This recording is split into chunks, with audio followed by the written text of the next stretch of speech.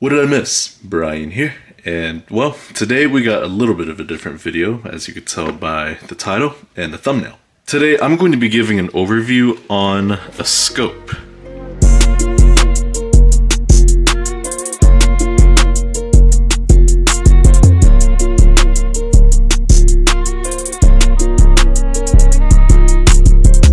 So this is the FireField Rapidstrike 1-6x24 Riflescope. This one in particular is a budget LVPO, or low power variable optic. Looking at the outside of the box, it's pretty detailed. Like on this side, it tells you what it all comes with and what the reticle looks like. Also has a warning section on these two sides. It also lists what it all comes with, like how it does here. Flipping it all around, it has 3 different languages. You got French, German, and Spanish. Then flipping it to the back, or should I say the bottom, it lists out the specifications as well as the FireField office in Mansfield, Texas. Now for those of you who live in Texas, you may know where it's at, but for those who don't, Mansfield is south of the Dallas-Fort Worth area.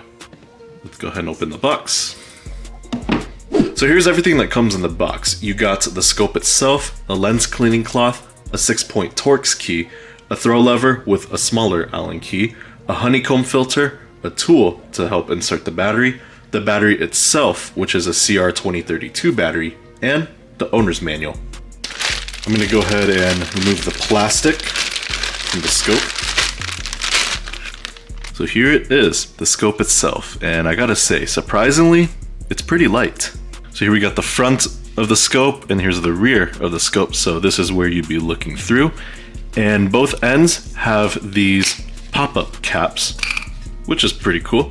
Battery goes here on this knob, and this is the knob that adjusts the brightness as well as the color of the illumination. You got 5 brightness settings and 2 colors, which are red and green. In fact, let's go ahead and install the battery.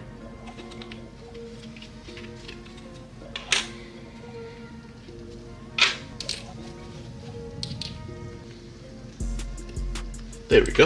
Alright, battery's in. Let's see how it actually, hang on. Let me turn the lights off. Let's not turn it off too much. I want to keep a little bit of light on. Alright, let's see how it looks. Oh yeah, that's pretty nice. And the reticle looks exactly just like how it shows on the box. Like I said, there are 2 colors for the illumination. There's green, and then let's turn it to red. There we go. And we got light again. So like I said, that's where the battery sits. It sits within that dial where you adjust the brightness and the color of the illumination. Now, if you notice, you got 2 turrets. You got one on the top and one on the right. The one on the top adjusts the elevation of the reticle, and the one on the side adjusts the windage. Now, if you don't know what that means, this one on top adjusts it vertically, and this one adjusts it horizontally. And while we're here, let's play with these turrets a little bit. So in order to make adjustments, you have to pull them out first before you can turn them. So I'm going to pull the top one out, and then I'm going to turn it just a little bit. Oh wow, those are some loud clicks. So that was the top one. Let's play with the one on the side. Oh wow, these are actually pretty nice. Then moving towards the rear, and I'm gonna have to take this lens cap off. There we go. And I'm gonna set it down. You'll notice there are 2 sets of dials. You got one here and one there. This one adjusts the magnification, and since this scope is a 1-6, that means there are 6 magnification settings. And obviously, the higher the number, the more you zoom in, and the lower the number, the more you zoom out. And this dial helps adjust the focus of the scope. When you change the magnification settings, it will make the image all blurry. So, as you change the magnification settings, you'll have to change the focus as well. That way you get the most clear image possible. I'm turning the dials, and the focus one turns pretty smoothly and pretty easily. Now for the magnification one, this one you have to put in a little more effort, but it still turns pretty smooth. But that's where this throw lever comes in. You add it onto the dial. That way you could change the magnification settings a lot more easily. Going towards the front, and off to take this lens cap as well.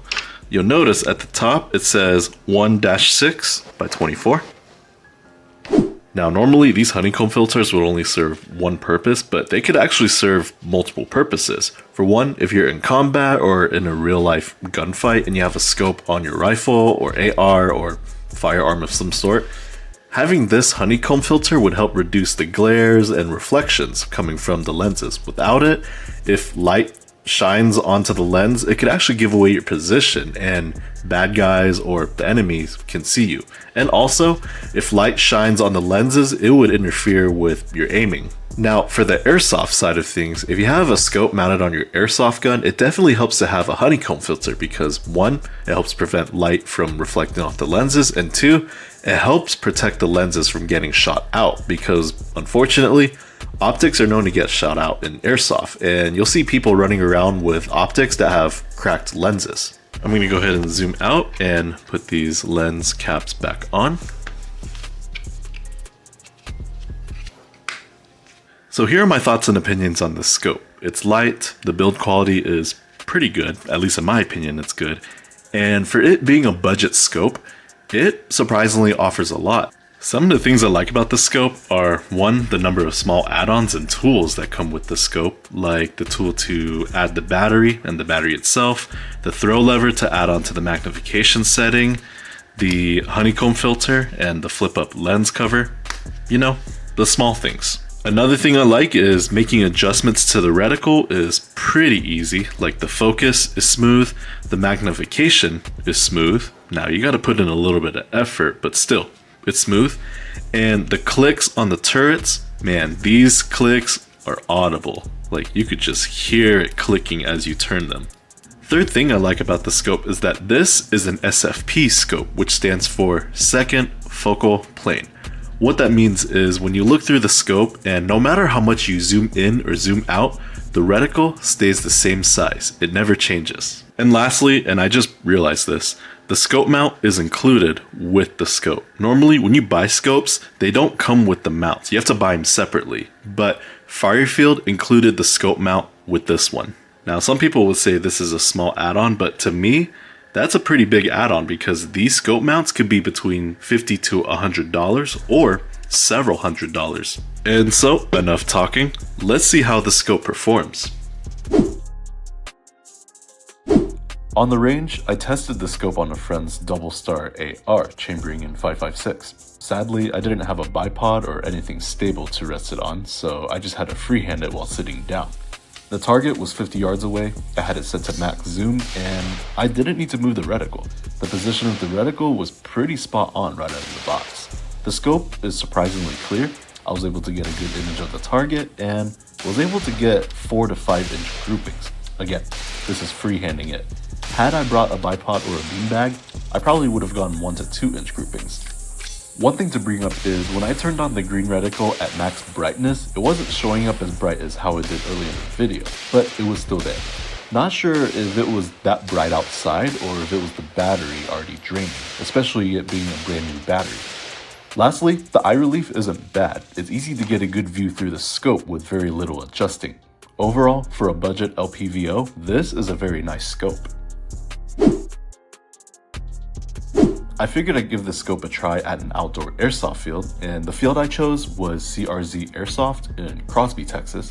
I had it mounted on my HPA gun with an upgraded hop-up system, hop-up bucking, a longer inner barrel, and I was using 0.25 gram BBs. I even added the throw lever on it so that I could change the magnification quickly if needed, and may I say, I didn't think I'd have this much fun spotting players on the opposing team and seeing the BBs fly towards them. I didn't bother to use the colored illumination because I was still able to see the reticle even though it was cloudy and raining a bit. Now, one thing to bring up is it's a bit of a pain to look down the scope while having a lot of gear protecting your head, face, and eyes. I was catching myself tilting my head to the right more than I wanted to, and I should have pushed the scope further up the rails a bit. Other than that, even though this scope is meant for real steel shooting, it works very well in airsoft too. Plus, you get the honeycomb filter that helps stop the glare and protects the lens from getting shot out. And so that is it for this video. This concludes the overview of the FireField Rapidstrike 1-6x24 scope. If you're subscribed, thanks. If you're not, Thanks for taking the time to watch this video. Take care, everyone. I'll catch you on the flip side.